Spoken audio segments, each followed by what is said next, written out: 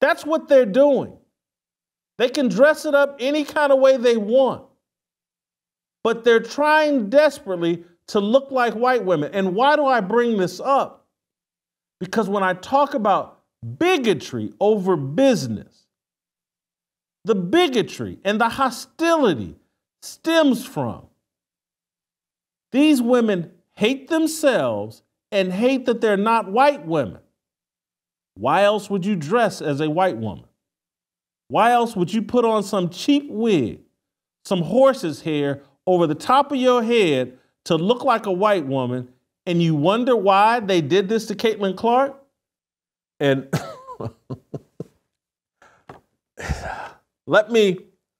I want to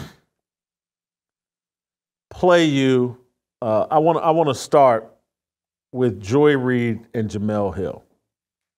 I want to play this clip of these two black Yas queens talking about Caitlin Clark. And this is, I'm telling you, this is, you can't, I'm not trying to take a dump on women. I'm trying to explain women, and we just have to have an honest conversation. If we're ever going to come out of this, if we're ever going to recover, we have to have an honest conversation about who's leading this discussion, who's forcing us into their delusion, who's forcing us to compromise truth. And how did these people get installed? They're not honest, they're not talented, they're not smart, but they've been platformed to lead a conversation and bully us all into a state of delusion. Let's watch these two delusional black queens, Joy Reid and Jemele Hill, SOT number 3. You know, somebody very smart said to me recently that the challenge with women's basketball is that most of the stars are black, but most of the great players are black, but most of the stars are white, whether it's who's getting awarded by the ESPN, whether who's getting noticed by the magazines. And like you said, if there were charter flights, Brittany Griner would not have ended up in a gulag, right? These ladies are flying commercial and they're not treated as like the men are. How much of this do you think, though, is the marketing potential of a Caitlin Clark? Can we stop there? Frankly, this is a legal... Stop there. Pause. I'm going to come back. I just want to pause. I want to pick up where we just left off. This is what I'm... Joy Reid just argued that Brittany Griner went to prison in Russia because the WNBA doesn't have charter flights. Let's think this through. I think the WNBA has 12 teams that all play here in the United States. So if you have charter flights in the WNBA that's flying around to these 12 teams in the United States, what Russian laws could be broken while here in America traveling on private flights in American cities? How did she get there? How did she reach the conclusion that not having a private flight in America led to Brittany Griner getting arrested in Russia? It's delusion, it's stupidity, it's a lack of logic and reason. And no one, Jemele Hill's not going to call her out on it, correct her, any of this. Brittany Griner went to prison because of she didn't feel like she's earned enough money here in the United States. Let's say she made $200,000 all told playing here in the United States. For most people, that's a good living. And it's a great living if you play in a league that for 27 straight years has never turned a profit. Who in a league that has never turned a profit, in any business that has never turned a profit, who makes 200 some odd thousand or 150, whatever it is, playing in a league that's never turned a profit? Who does that in a business that's never turned a profit? This is why I call them welfare queens.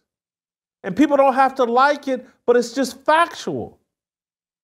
They're living high on the hog and ungrateful about it, playing in a league that no one watches or cares about. She went to Russia out of greed. She wants to make more money. She went to jail because she was had hashish or some form of marijuana. She's traveling abroad, breaking their law, put herself in a vulnerable position, and Russia used her to get the, what do they call the merchant of death? One of the greatest terrorists in the world. They used Brittany Griner to spring him from an American prison. But somehow, Joy Reid has concluded, oh, this is all a byproduct of American sexism. The fact that Brittany Griner put herself in a vulnerable position and sprung an arms dealer, the merchant of death, sprung him from prison. Yeah, it's America. We're sexist. We're racist. It's our fault. This is lunacy. This is why I'm very reluctant to engage and debate with these feminist American women, these welfare queens. I don't want to debate with them. I want to avoid them. There's so little logic coming from them. It's just dangerous to engage. It's dangerous to engage because it's like you're raising their relevancy by engaging with them. They got you right where they want you. Probably got me right where they want me right now, talking about Joy Reid's idiocy. Let's play the rest of the clip and let's watch Jemele Hill join in the delusion of a Caitlin Clark, because quite frankly, this is a league that is largely, as you said, largely black women. It's also largely LGBTQ. She's a white heterosexual woman. And so if you're trying to get white dads to go spend their money and buy season tickets, she seems like a marketing opportunity. How much of it is that? I don't know why people find that to be controversial to think about that. I mean, we know that marketing is about ability, talent, all those things. And nobody's saying that Caitlin Clark doesn't have those things. It's like she's incredibly talented. She's broken record. She's playing a playing style that people love, that is very representative of what we see today, particularly on the men's side. But yes, it helps that she's white, straight in from Iowa, in a league that has faced marketing challenges throughout the history over the last 3 decades that it's been in existence. It's faced marketing challenges because of the things that you mentioned, because 70% of the players are black women, because a third of them identify as LGBTQ+. Yes, it has faced challenges. And by the way, the NBA went through the same thing. You know, before Magic and Bird arrived and took the NBA Finals off tape delay, the NBA was in a very vulnerable spot. It was a black-led league.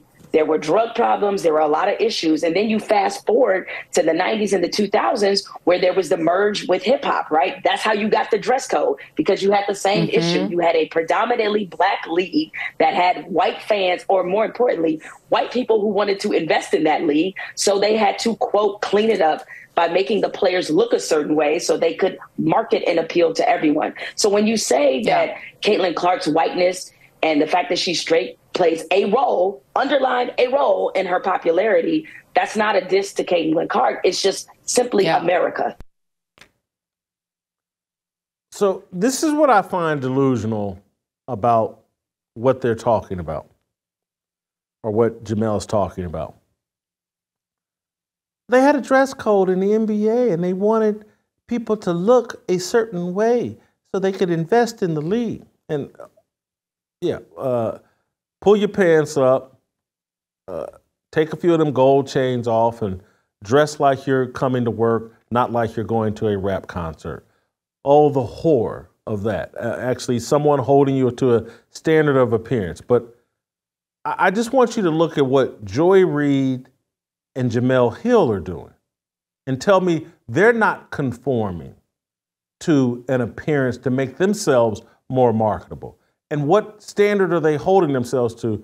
Can we just put the pictures back up of them? We don't have to play the clip. I just want people to see them as I'm talking about this, because I find this just fascinating that these two women could talk about, oh, they want people to look a certain way.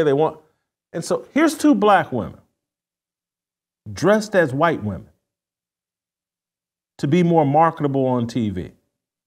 This is just facts. Look at the fake hair that both of these women are wearing. Are they not trying to live up to some standard? Are they not trying to appear like white women to make themselves more marketable on TV? Who does this? Who puts on these wigs virtually every day to avoid looking black so they can look more white? These are just facts. That's what they're doing. They can dress it up any kind of way they want, but they're trying desperately to look like white women. And why do I bring this up? Because when I talk about bigotry over business, the bigotry and the hostility stems from these women hate themselves and hate that they're not white women. Why else would you dress as a white woman? Why else would you put on some cheap wig, some horse's hair over the top of your head to look like a white woman, and you wonder why they did this to Caitlin Clark? They're so filled with jealousy and rage towards white women. Anybody that would hop on TV day after day with these ridiculous wigs on is telling you everything that you need to know about their mentality as it relates to white women. They want to be them badly. And they hate the white women that just get to be. That's why they believe in white privilege. Because they're sitting there going, God, they get to be white every day. Just roll out of bed. And I have to sit in a beautician's chair and have horse's hair weave through my head to look like them. They have a privilege. That's the mentality. This is an untreated mental illness and a rejection of who God made you. All of it. All this whole wanting to be boss queens or bad bitches or whatever they call themselves. Yas queens, we're the leaders. We got this. We're going to. No, you don't. You're out of your nature. You're not a leader. You don't make sacrifices for others instinctively. You will for what's in your womb if you have a kid. But that's it. Everybody else can pound sand. You're not going to do anything to benefit overall humanity. It's not in your nature. Uncover. Accept some male leadership and your mentality will change. And I'm not trying to be hyper aggressive or polarizing with, I know there's some women out there that's caught in the middle. They just, well, you know, I got to work and Jason doesn't want us to work or Jason blah, blah, blah. I'm just telling you the facts. I don't hate you. I just want you in your right mindset so that the rest of these cowardly men can put their balls back on and stand on their own 2 feet and accept their responsibility of leadership. If you're trying to compete with men as leaders, and I got to admit, you're winning. You got most of these men scared. And we have a society in total chaos. And trust me, I just had a men's summit. I'm not putting all the blame on you, but you got a lot of leverage right now. You can accuse men of anything and it will be believed. And if men say what they honestly think, they're painted as sexist, they're painted as thugs, oh my God, he's outside the bounds of decent society. He can't work here, he can't do this, he can't do that. He's an evangelical, racist, bigot, homophobe. No, he's just a man trying to obey God. Let the man live. Let that man breathe. Take that weave up out your hair. Get comfortable with who God made you. Real comfortable. And let men lead. That's what we do. That's what we're here for. And if you find one that's not a leader, avoid him at all costs. He's closeted. He's irresponsible. He's sexually promiscuous. He has no discipline. None.